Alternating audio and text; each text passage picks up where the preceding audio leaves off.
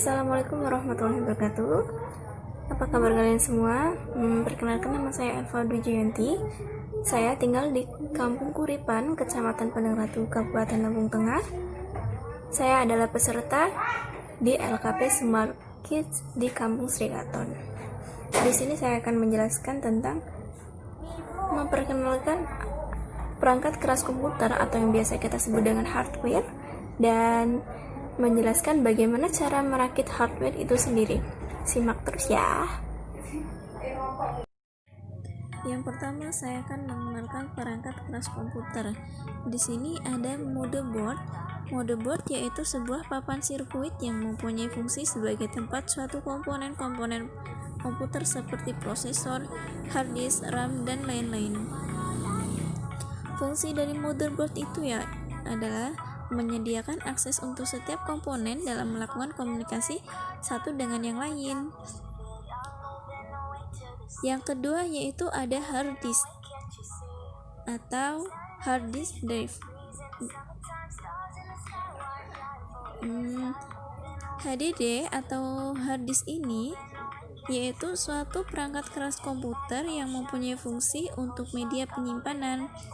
Fungsi dari HDD ini adalah menyimpan data secara permanen. Yang ketiga ada namanya prosesor. Prosesor yaitu sebuah IC yang mengontrol semua jalannya suatu sistem komputer. Fungsi dari prosesor itu adalah menerima instruksi yang diberikan, mengolah instruksi, dan menyusun selanjutnya mengeksekusi instruksi tersebut. Yang keempat ada RAM atau memori. RAM yaitu suatu perangkat keras yang mempunyai fungsi untuk menyimpan data ataupun instruksi yang dilakukan oleh prosesor. Fungsi dari RAM itu sendiri yaitu menyimpan data dari instruksi oleh prosesor dengan catatan komputer masih dalam keadaan menyala. Selanjutnya ada heatsink atau kipas. Heatsink yaitu salah satu perangkat komputer yang mempunyai fungsi untuk mengurangi panas yang dihasilkan oleh suatu komputer. Yang selanjutnya ada VGA. VGA yaitu salah satu perangkat keras yang mempunyai fungsi untuk mengolah data grafik yang akan ditampilkan oleh sebuah monitor.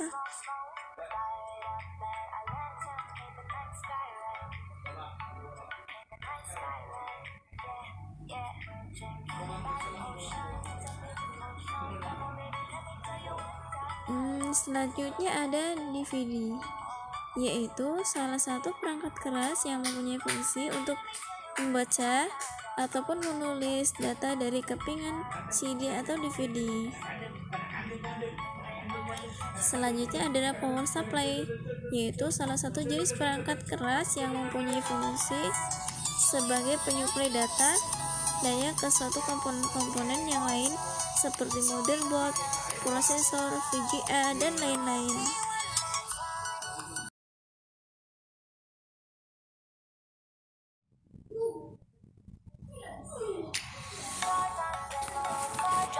Langkah pertama yang kita lakukan yaitu memasang prosesor ke motherboard. Yang pertama, kita tentukan dulu posisi pin 1 pada prosesor dan soket prosesor di motherboard. Angkat tuas pengunci soket ke atas supaya terbuka.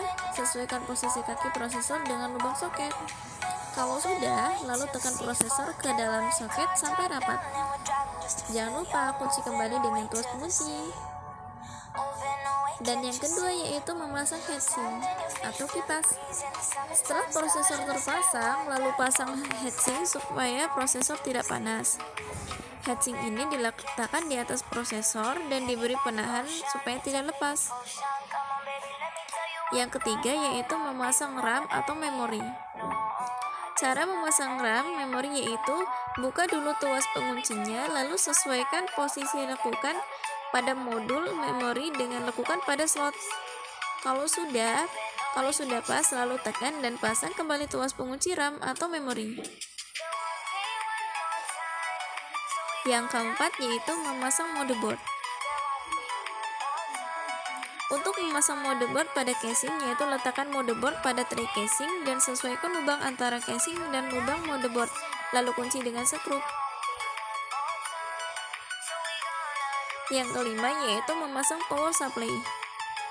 Yang pertama, letakkan power supply pada tempatnya yang ada di belakang casing, lalu kunci dengan skrup. Selanjutnya, pasang konektor power dari power supply ke motherboard berikut kabel-kabelnya. Yang keenam, memasang kabel motherboard dan casing. Pasang kabel konektor IDE primer dan sekunder pada motherboard. Untuk motherboard non-ATK, pasang kabel port serial dan paralel pada konektor di motherboard. Pada bagian belakang casing, terdapat lubang untuk memasang port tambahan jenis non-slot. Buka skrup pengunci pelat tertutup lubang port, lalu masukkan port konektor yang ingin dipasang dan pasang skrup kembali. Hubungkan kabel konektor, mouse, dan keyboard pada motherboard. Hubungkan kabel konektor yang lainnya seperti lead, speaker, internal, dan port yang tersedia di casing komputer. Yang ketujuh yaitu memasang drive. Untuk memasang drive seperti hard disk, CD-ROM, atau DVD-ROM, caranya yaitu yang pertama, memasukkan drive depan casing, hubungkan konektor kabel IDE ke drive dan konektor di motherboard. Yang ketiga, apabila kabel IDE terhubung pada dua drive, setting jumpernya yaitu drive pertama disetting sebagai master dan satunya lagi sebagai slave. Dan konektor IDE sekunder pada motherboard dapat dipakai untuk menghubungkan dua drive tambahan. Sambungkan kabel power dari satu daya pada masing-masing drive.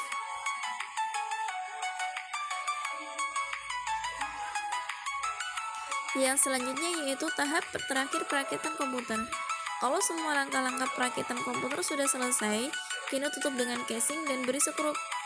Hubungkan kabel dari satu daya ke soket dinding dan juga hubungkan konektor monitor ke port video card, konektor kabel keyboard, dan konektor mouse ke port mouse. Yang terakhir, pemeriksaan hasil perakitan komputer. Setelah komputer selesai dirakit, kita lakukan pemeriksaan dan pengetesan hasilnya dengan program BIOS. Caranya yaitu, nyalakan komputer dan monitor, lihat layar monitor, dan juga dengarkan suara dari speaker. Nah, program FOS dan BIOS ini akan otomatis mendeteksi hardware apa saja yang sudah dipasang pada komputer. Lakukan setting untuk nilai dari kapasitas hard disk dan boot sequences. Kalau sudah, lalu simpan hasil settingan dan exit dari situs BIOS. Maka komputer mirror sistem operasi dengan urutan pencarian yang disesuaikan dengan settingan boot sequence pada BIOS. Masukkan CD bootable yang berisi sistem operasi pada drive pencarian. Sekian penjelasan dari saya. Apabila ada yang kurang penyampaian atau salah kata, saya mohon maaf. Semoga apa yang saya sampaikan itu bisa bermanfaat untuk kita semua. Saya akhiri, wassalamualaikum warahmatullahi wabarakatuh.